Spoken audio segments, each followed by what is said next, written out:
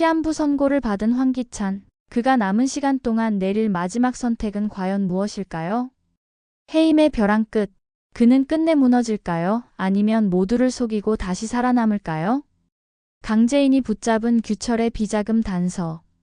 이 돈은 진실의 열쇠일까요? 아니면 또 다른 파국의 시작일까요?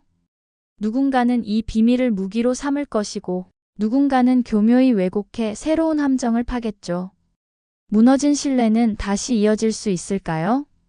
아니면 기찬과 제인, 기찬과 세리의 관계는 파국으로 달려갈 뿐일까요? 그리고 태호.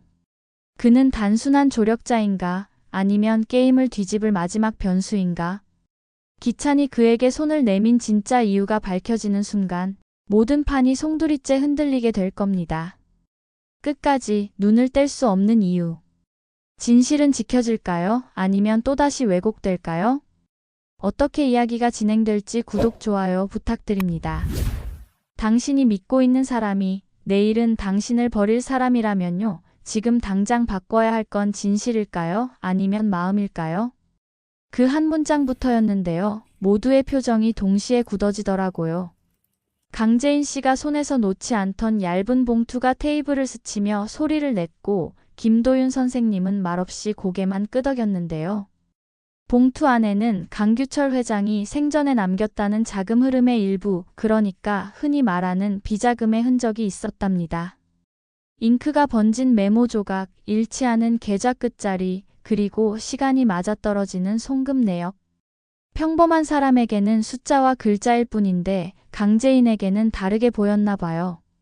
이제 한 칸만 더 밀면 됩니다 하고 아주 낮게 말하더라고요. 문제는요, 그 한 칸이 모두의 인생에서 제일 높은 턱이었다는 겁니다. 강재인은 아버지 강규철의 흔적을 붙잡아 YL을 제자리로 돌려놓겠다는 결심이 단단했는데요. 동시에 그 결심이 누군가에겐 또 다른 칼이 될 수도 있잖아요. 그래서 김도윤은 조심스럽게 법은 숫자를 설득하는 데 강하고 사람의 삶은 숫자만으로 설명되지 않습니다 라고 했고요. 그 말에 제인이 아주 잠깐 흔들리긴 했지만 결국 봉투를 가방 깊숙이 넣었습니다. 저 숫자들은 우리를 살리든가 완전히 끝내든가 둘 중 하나예요. 황기찬은 다른 계산을 하고 있었는데요. 위안 말기라는 선언 이후 그의 말수가 눈에 띄게 줄었답니다. 그런데 침묵이 죄책감이 아니라 이상한 평온으로 보였다는 사람이 많았어요. 누구는 포기한 얼굴이라고도 했는데 가까이서 본 사람들은 그 표정이 오히려 정리 중인 사람의 표정이었답니다. 정리는요, 남의 것을 멋대로 정리하는 걸 더 자주 불러오죠. 기찬은 밤마다 오래된 서랍을 열고 손끝으로 서류 모서리를 펴바르곤 했는데요. 메모 몇 장을 골라내 벽장 윗칸에 숨겨두는 버릇이 생겼답니다. 그리고 아침이면 세리 씨를 흘끗 보던 그 눈빛, 딱 두 가지를 동시에 담고 있었어요. 이제 알겠다와 아직 말하진 않겠다. 임시 주주총회 날짜가 박히는 순간 YL 내부 공기는 한 겹 더 단단해졌습니다. 강밀한 상무가 일정 공지를 돌리자 다들 한 줄씩 더 읽어내려갔는데요. 해임한 상정, 의결권 위임 현황, 감사보고서 사전 열람. 이런 문장들이 나열될수록 사람들은 어쩐지 개인사까지 들킨 기분을 느꼈답니다. 회사의 운명이 표로 찍히는 날이면 가장 먼저 고개 숙이는 건 사실관계가 아니라 체면과 감정이거든요. 그 사이 강세리는 잠을 줄였고 황지호는 어른들의 기색을 더 빨리 눈치채는 나이가 되었더라고요. 지호가 엄마, 아빠가 요즘 나를 볼 때 무슨 생각을 하는지 알 것 같아요 라고 말했을 때 세리의 손이 아주 짧게 떨렸거든요. 아이가 말한 무슨 생각이 정확히 무엇인지 세리는 알고 있었겠죠. 친자 확인서라는 말은 발음 자체가 차갑고 손끝에서부터 등골까지 얼어붙게 만드는 힘이 있으니까요. 세리는 한동안 그 단어를 입 밖으로 꺼내지 않았습니다.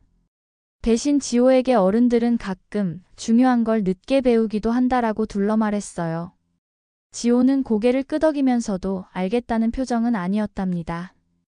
주주총회 전날 이상한 일이 생겼습니다. 강재인이 몰래 확인해 두었던 계좌의 일부에서 움직임이 감지된 건데요.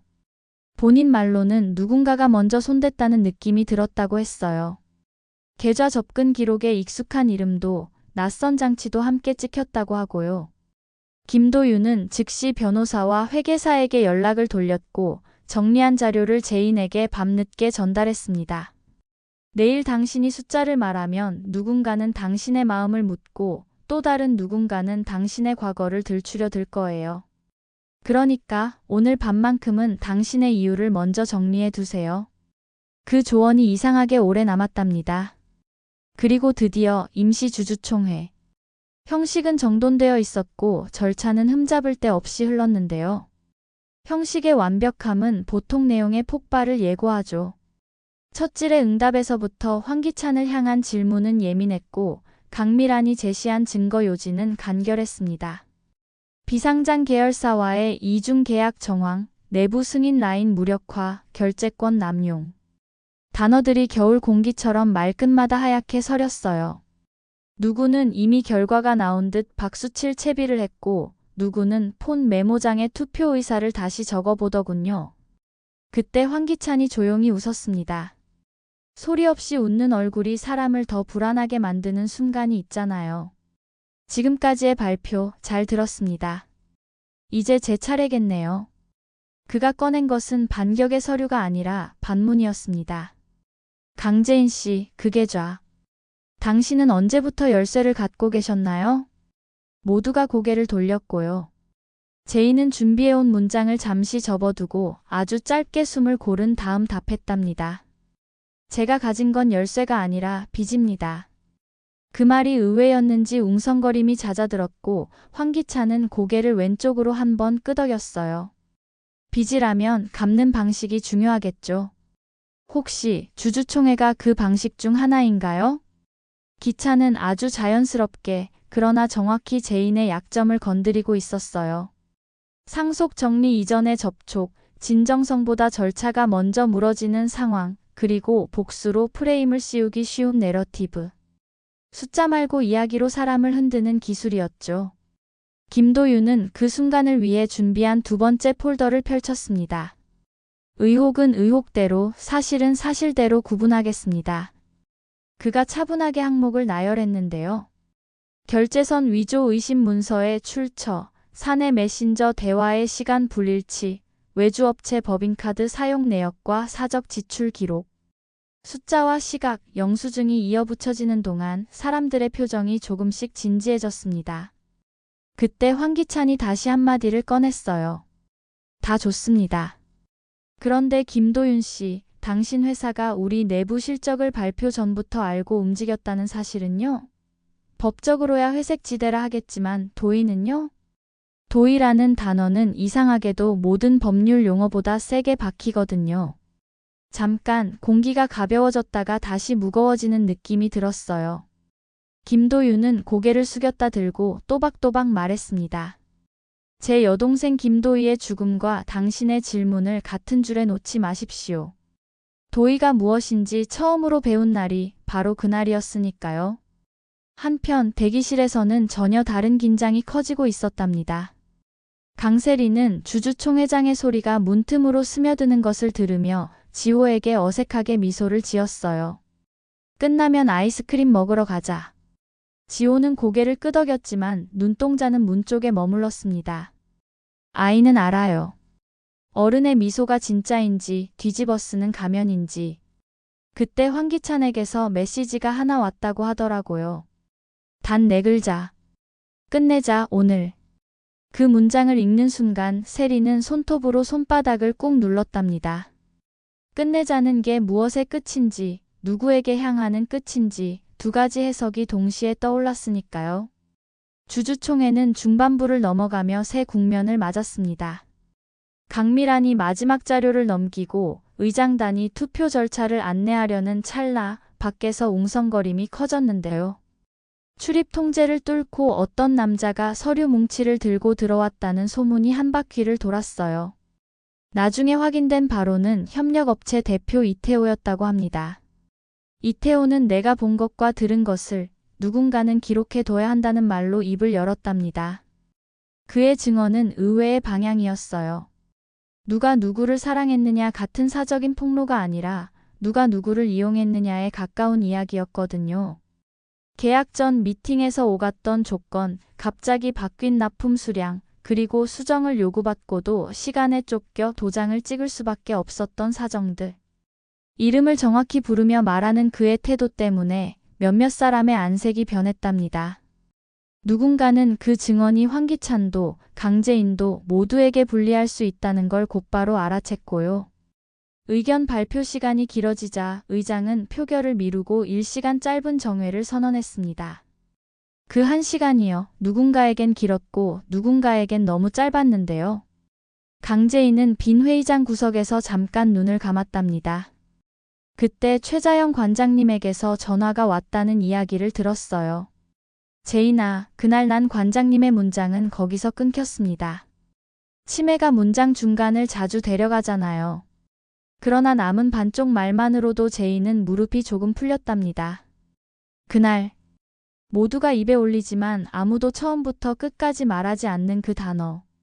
제인은 한동안 전화기를 귀에 댄 채 가만히 서 있었어요.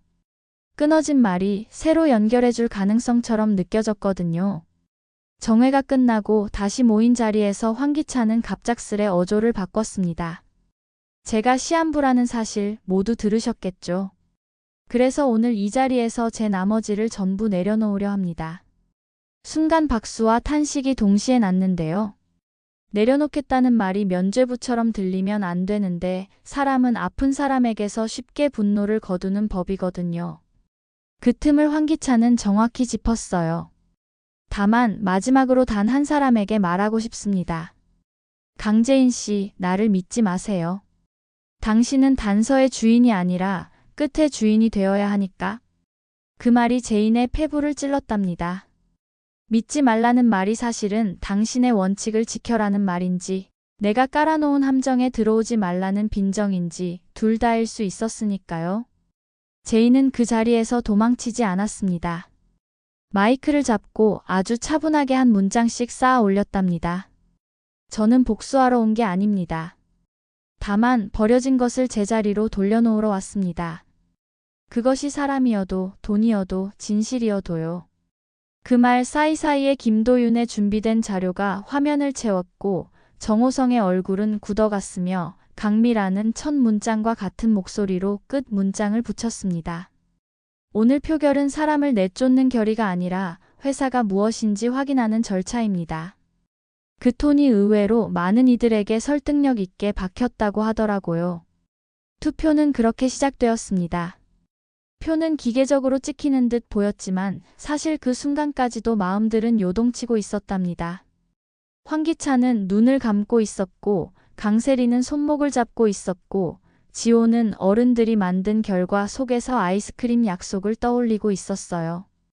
결과가 바로 공개되지 않자 누군가는 안도의 한숨을, 누군가는 실망의 한숨을 쉬었는데요. 저는 그 사이에 벌어진 아주 작은 일이 더 중요했다고 생각해요.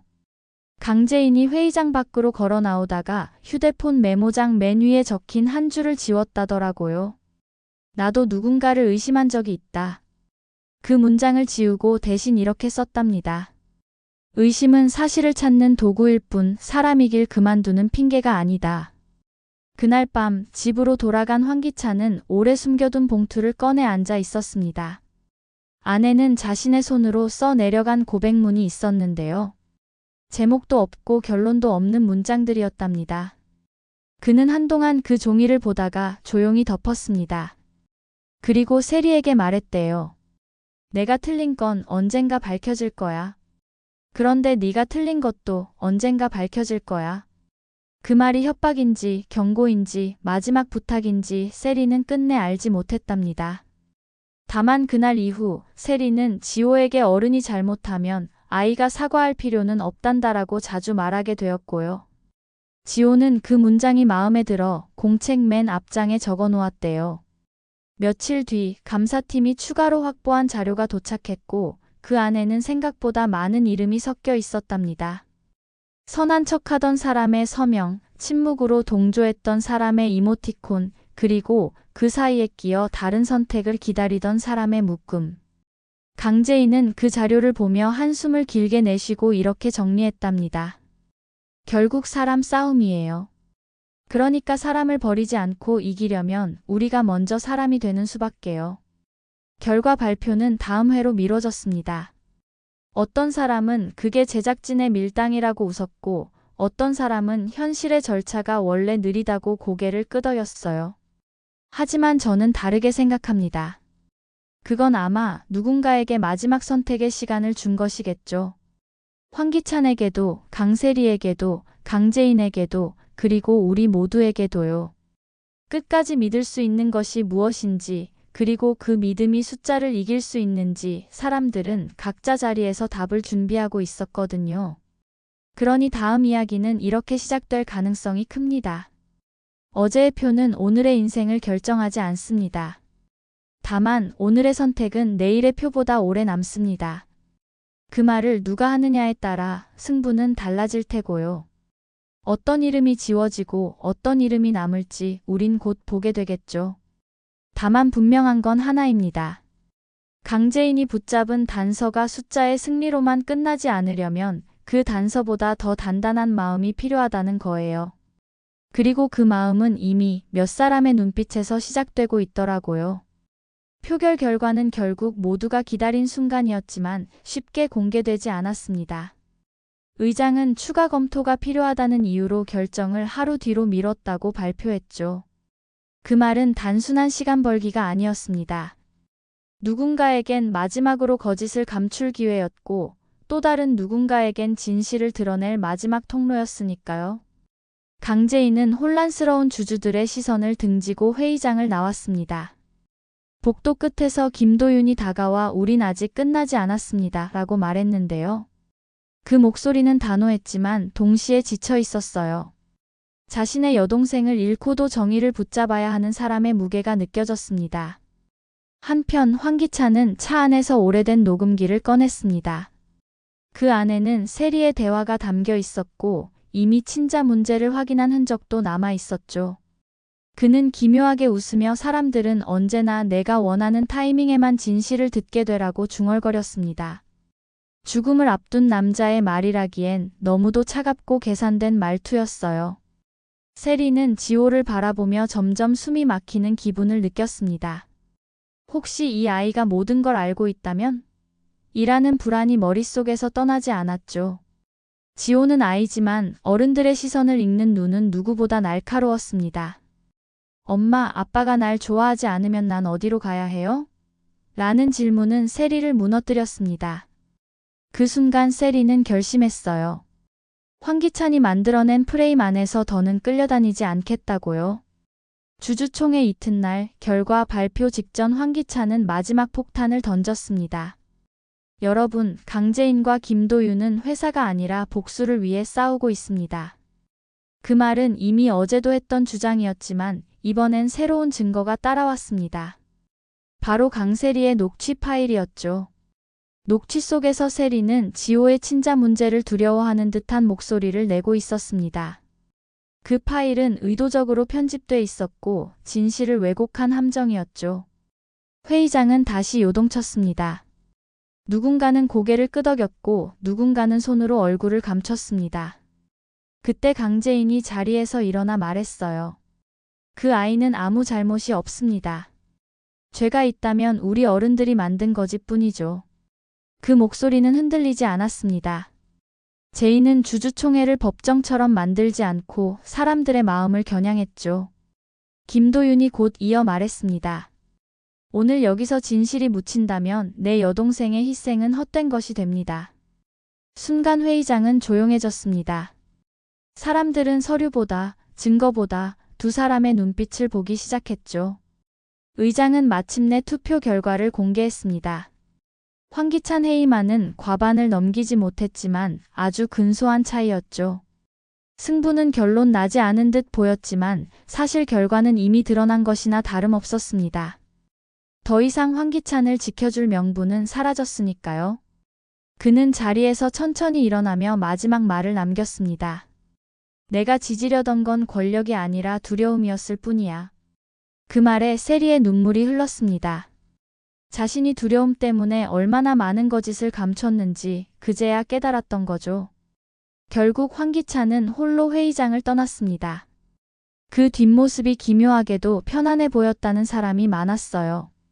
며칠 뒤 그의 죽음 소식이 전해졌습니다. 남긴 건 수많은 의혹과 아직 풀리지 않은 몇 장의 메모뿐이었죠. 강재인은 아버지의 비자금을 모두 공개하며 정리했습니다. 더는 이 돈 때문에 울거나 죽는 사람이 없도록 하겠습니다. 김도윤은 병원으로 돌아가 다시 환자들을 만났습니다. 사람을 살리는 게 나의 복수입니다. 라는 말이 입술에 맴돌았다고 해요. 세리는 지호와 함께 낡은 집을 떠나 새 삶을 준비했습니다. 내 잘못은 하나도 없어. 엄마가 잘못했을 뿐이야 라며 아이의 손을 꼭 잡았죠. 그리고 드라마의 마지막 장면은 강재인의 내레이션으로 끝났습니다. 우리가 싸운 건 결국 사람을 지키기 위해서였습니다. 숫자가 아니라 이름을 가진 사람들 말이에요. 그 문장이 흘러나오며 화면은 천천히 어두워졌습니다. 남은 건 진실과 상처, 그리고 다시 살아갈 용기뿐이었답니다.